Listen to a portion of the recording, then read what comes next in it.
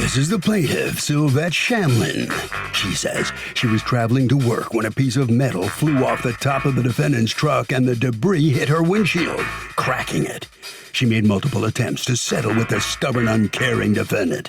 She refuses to be ignored any longer and is suing him for the $477 it'll cost for a new windshield. This is the defendant, Samuel Carbo. He says nothing flew off his truck, and this lady's trying to get him to pay for something he didn't do. He pays $14,000 a month in insurance. He knows road debris gets kicked up all the time, and he's sorry. But this lady should go through her own insurance because he's not paying. He's accused of cracking a lady up. All parties, please raise your right hands. Welcome back to the People's Court. Next case on the docket, the plaintiff says a piece of metal flew off the defendant's truck and cracked her windshield in half.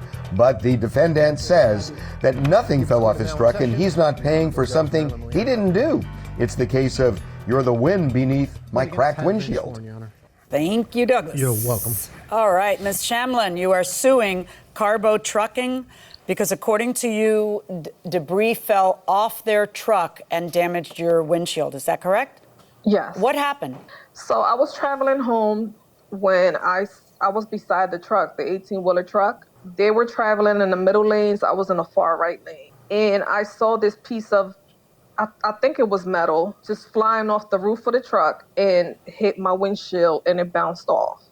Are you suggesting that you saw it coming from the roof of the truck? Yes, I saw it come off the roof of the truck. How could you see that? I mean, you don't know it's coming, so you don't know to pay attention to the roof of the truck. You're paying attention to the road, and then bam, something hits your windshield. How do you know it came off the roof of the truck? It wasn't that much traffic out there. So I was next to it, but behind it. So you're assuming it came off of that truck? I saw it come off the truck.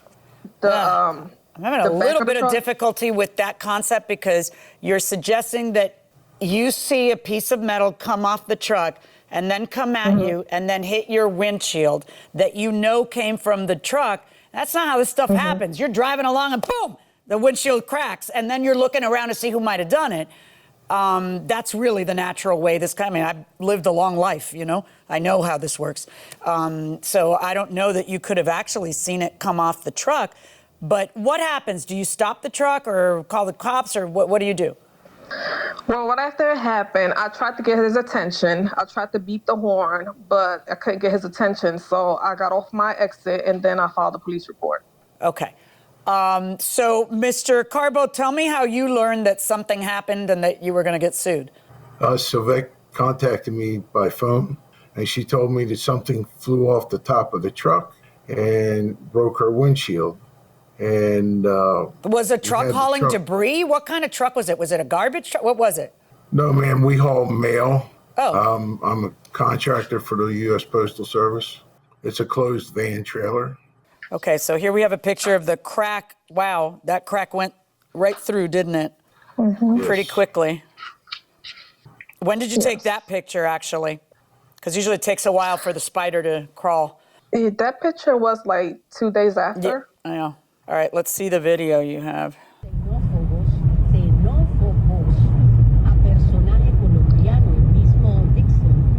See how I was behind it, so I was able to see something flew out. You can see something coming out of it. You know, hopefully your eyes are on the road and not on the top of the truck and the, you know, that I don't know. Okay, so I can definitely see that you're videoing him, and videoing the truck, and I can definitely see that you're videoing the license plate. It's a closed truck. I guess I'm having grave difficulty understanding how something flew off the top of the truck. How do you know it's not the truck hits a rock, the rock goes flying, the rock ends up breaking your windshield, which would not be the truck's fault. That's just one of those things. Did you have insurance on your car? I do, yes. And usually the windshields are free. They don't even charge you a deductible because this kind of thing happens so often. Did you ever call your own insurance? No, I haven't. Okay. Were you worried that there would be a deductible and that they... Oh, yes.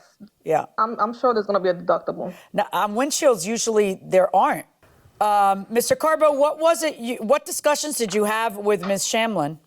I told her on the phone that, she was welcome to contact my insurance. I told her that it's a comprehensive claim. It used to be an act of God, they called it years ago. But it's a comprehensive claim, and it, goes towards her insurance. Okay, I don't know what you're saying, but did you give her your insurance information? No, I did not. Oh, well then how is she welcome to call your insurance if she doesn't know what company you use?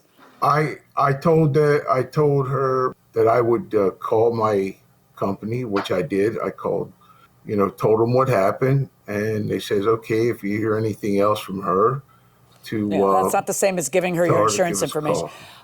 Here's the thing: if you hit a rock and the rock jumps and the rock breaks, that's not your fault. That's just environment. But if there's something faulty on the top of your truck and it's loose and you're negligently maintaining your truck and it goes flying and it busts somebody's windshield, you would be responsible. That's not an act of God, and that's not something she would have to. But I just don't think there's any evidence of that here. I'm just not, I'm not seeing the proof, I don't think there's any way in hell that you're driving on the road on an expressway, going 55 miles an hour, looking at the roof of the truck next to you. I think you suspect something happened from the truck because that's the only other vehicle near you. But I don't think you really saw a piece of metal fly off the top of the truck and hit you. I don't believe that. You're not even sure it was a piece of metal. Of course you didn't see it before it hit you. Go ahead, Mr. Carbo. What were you going to say? I was going to say we did have the trailer checked out, and the roof is intact. The roof is one solid piece. Yeah. Of aluminum front to back. Ms. Shamlin, contact your insurance company. I virtually guarantee that not only it doesn't count against your rate, but also you're probably not going to pay a deductible. Okay, because they don't want you driving around with a crack in your windshield. That's going to cause a different accident where they're going to have to pay a ton of money. All right? My verdict in this case is for the defendant. I don't find that you've proven that this was an act caused by that truck. That's my verdict. Ms. Shamlin, you heard the judge. She thinks that you ought to talk to your insurance agency and get some money from them rather than from him. What do you think about that? I'm disappointed, but I guess I'll call my insurance. Okay, that's the only thing you can do at this point. And you should have probably done that in the beginning. Okay? All right. Sorry you didn't win. Mr. Carbo, let me ask you something. Do you think it's possible it could have been a rock that your tire kicked up in her car? Maybe? Well, I wasn't the driver, but it's possible. Things like this happen all the time. About a week later, a rock, we don't know what hit one of the trucks. It actually hit the corner and threw glass all over the inside of the truck. Yeah. Anyway, listen, you prevailed in the case, and congratulations. Good for you. All right, Harvey. Well, I mean, the reason the plaintiff lost the case, Doug, is it is simply speculative to think that something fell off his truck that cracked her windshield. I mean, it could have been something on the ground, as the defendant argued in court, but it can't be speculative. If you're going to win a case, you got to win it with evidence. So, Judge John, your eldest brother is a doctor at an ER. What's the strangest case he ever had? My brother was an ER doc for, I guess, about 30 years. And when he first started, right in the early part of his career, they got a call in the emergency room that the paramedics were bringing a guy in who had been gored by deer antler, right? And he had a bunch of, he'd been kicked and gored by a deer. And my brother said, we were scratching our heads going, well, how does that happen? How do you get deers usually run the other way when you're near them? They don't even come near you.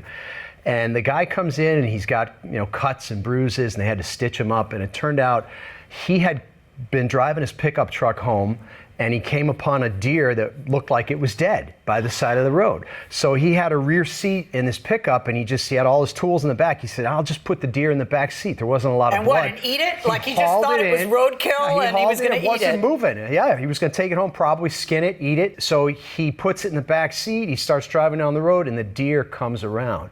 Starts kicking him, thrashing its head. It gored him in the neck. It kicked out his windshield and destroyed his car. Did the deer get out?